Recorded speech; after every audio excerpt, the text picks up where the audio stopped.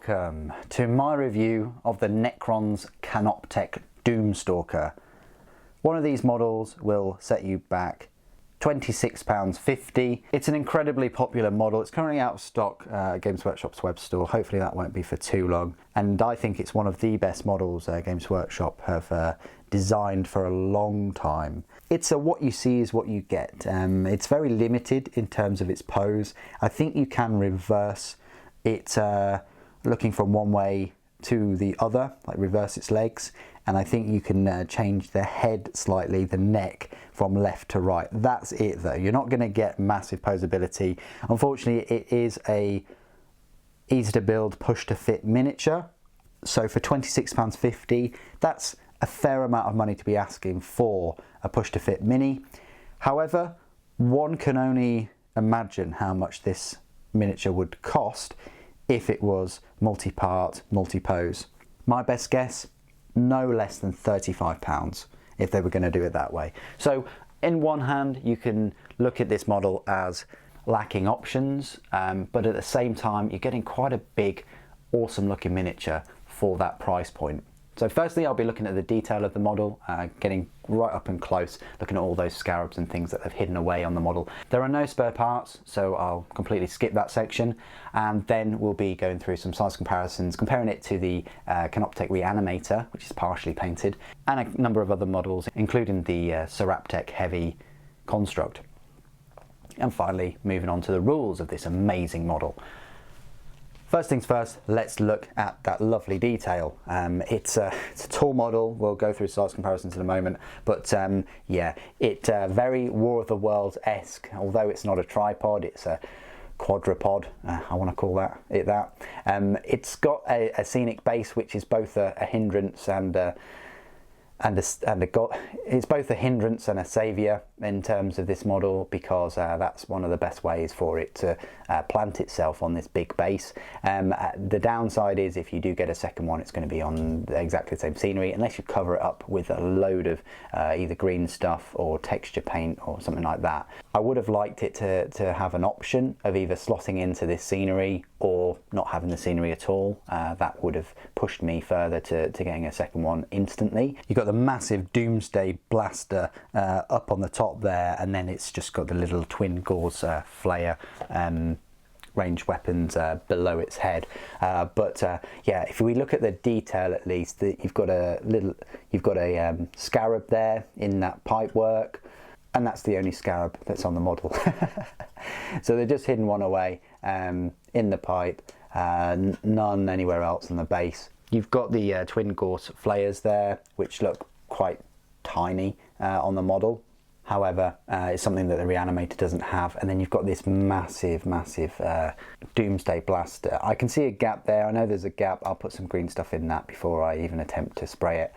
Just be careful with these push to fit minis with the gaps. My best advice is to clip a little bit of the plug off and then put some glue on and really squeeze the model together. If you've got some grips, then squeeze it together with the grips too. But there's plenty of detail on this weaponry and on the carapace armour panels. You've got some chips in the armour. I do like that because it lends itself well to the kind of old broken metal effect, and it's the same for the legs as well. However, on the flip side of that is that, yeah, you get another one of these, that damage is going to be replicated, so it just highlights that they're the exact same model again. But yeah, look at that weapon. It's massive. It's huge. Huge Doomsday blaster, and does an awful lot of damage. So yeah, there you go. That's the Canoptek Doomstalker. Let's go through some size comparisons. So the first one, of course, we need to do is with the Reanimator. I think I've brought both of these in a live stream before.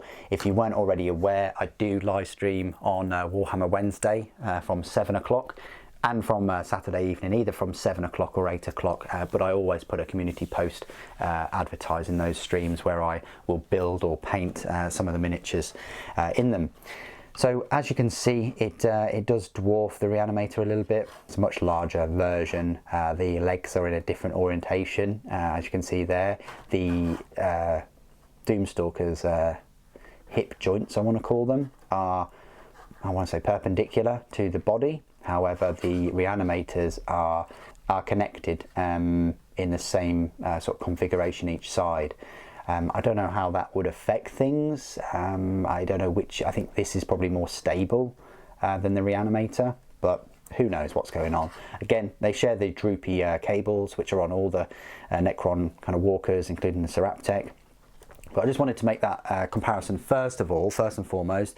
Do I need to put a warrior in there to show you the height? I mean, how many warriors high is it? 1, 2, 3, 3.5, I guess, warriors high. Compared to the Canoptek Lord, which is quite a big model itself, it dwarfs the Canoptek Lord. It's quite easily one of the tallest models that Necron have, even compared to the Silent King. It does give the Silent King a bit of a run for his money, but he is slightly taller because he's on that massive floating platform.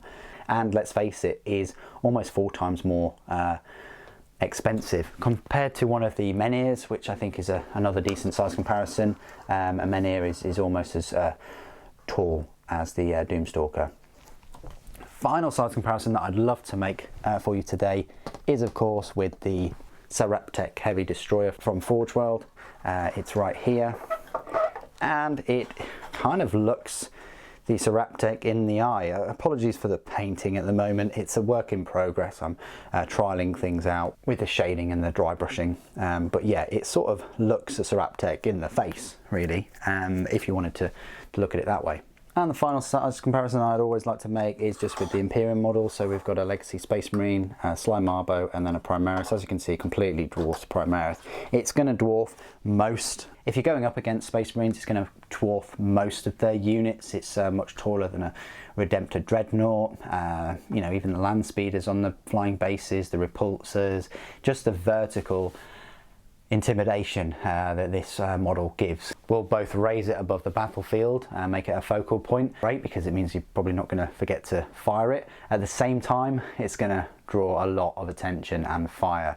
There will be many targeting reticles on this thing because everybody will now know that it is a 48-inch range heavy D6 strength 10 AP -5 with a D6 damage weapon. It's absolutely horrific. Anyway, let's talk about the rules now.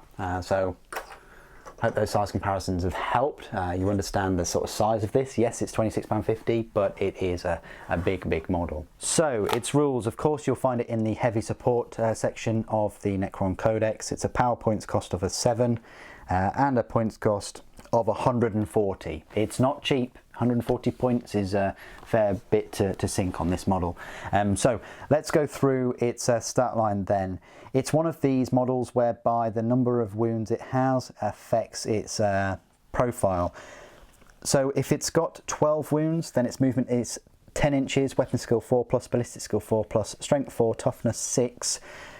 Of course, 12 wounds, 3 attacks, leadership 10, and a saver 3+. When it's got between 4 and 6 wounds, its movement speed drops to 8 inches, weapon skill 5+, ballistic skill still remains at 4+, strength 6, toughness 6, 2 attacks, leadership 10, and a saver 3+. And then when it's dropped to only 1 to 3 wounds remaining, its movement speed drops all the way down to 6 inches, weapon skill 6 inches, weapon skill 6+, ballistic skill 4+, strength 6, toughness 6, 1 attack, leadership 10, and a saver 3+. So that's worth noting that the more wounds it takes, it only affects its movement speed, weapon skill, and attacks. It does not affect its ballistic skill, or its toughness, or its strength, or anything like that. So even when it's taking damage, although it's moving slower, it can still fire that weapon at full efficiency. A Canoptek Doomstalker is equipped with Doomsday Blaster and Twin Gauss Flayer.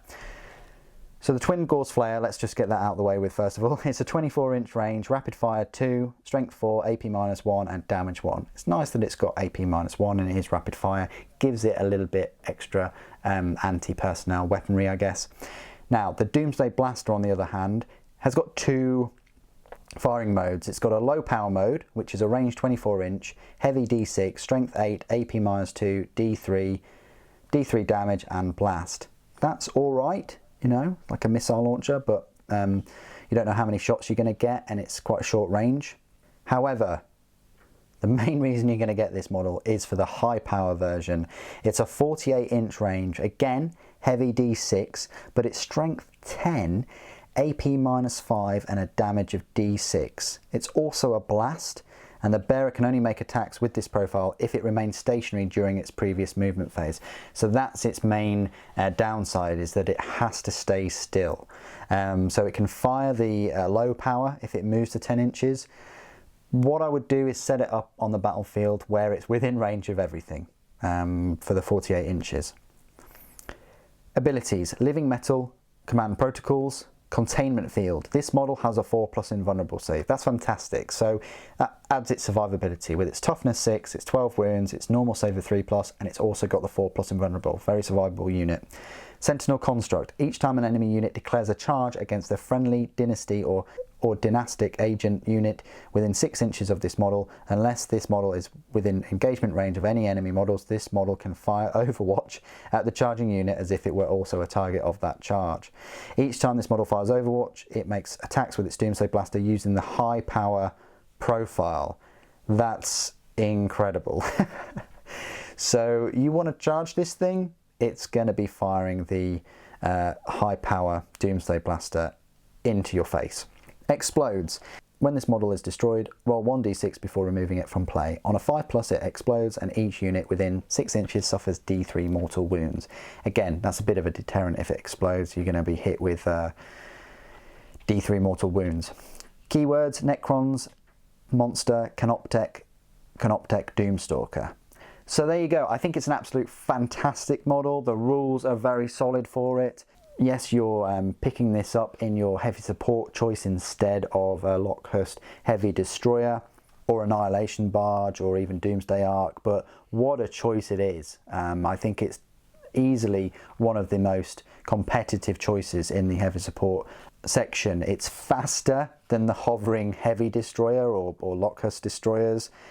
It's got a longer range weapon with a better AP. It's got a very decent invulnerable save, which completely trumps any of the other heavy support choices, 5+ invulnerable saves. So not only is it an awesome looking model, the rules are very decent for it too, and if you see one on the battlefield, then I'd try and take it out as quickly as possible. But even if you're going to try and charge this thing, it can fire that massive Doomsday Blaster up close and personal. So so it is a tricky unit to take out, both with its number of wounds, its movement speed, its high toughness, and its ability to dish out damage. At 140 points, your opponent is going to want to get their points worth back pretty quickly with that long range weapon.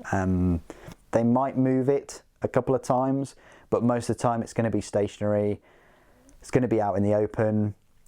Try and take it down from a number of high strength shots, and also keep tabs on the number of wounds it's got, because it becomes worse in close combat. So I would whittle it down and then try and take it out in close combat, but beware of its Overwatch attack. What do you guys think of the model and the rules? Please do put it in the comments below. It'd be great to hear from you. Thank you ever so much for joining me today. Thank you for watching. The flesh is weak.